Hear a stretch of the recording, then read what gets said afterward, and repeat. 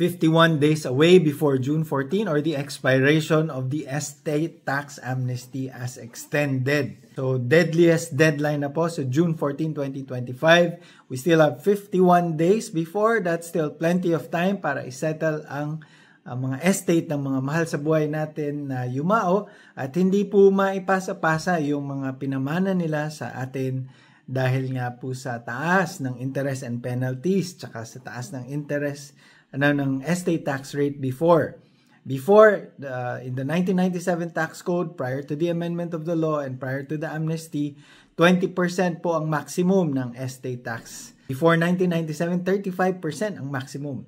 But if you avail of the estate tax amnesty, you will be charged a flat rate of 6%, no interest, no penalties of the value of the assets at the time of death. Tapos may deductions pa.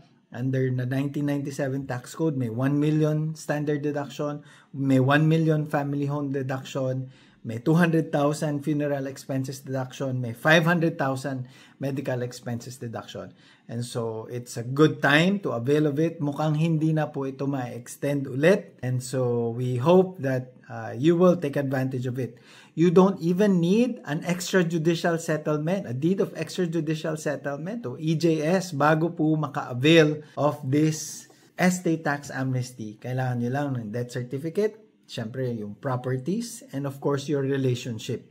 Para naman papansinin tayo ng BIR, sasabihin nila, sino ka ba? Who you na nagsisettle nitong estate na to? So just to prove the relationship. And then other documents they can follow and you can insist sa RDO, sa Revenue District Office na kung saan nyo po isa-settle ang estate ng mahal nyo sa buhay na pwede naman to follow under the estate tax amnesty law. Make sure that you avail of this while there's still time. And we hope to see you around. Kung may mga katanungan po kayo, just feel free to drop us a line or mag-comment or email us at JSTP Law. Nandun rin po kami sa Facebook where you can click on our messenger and we can reply to you.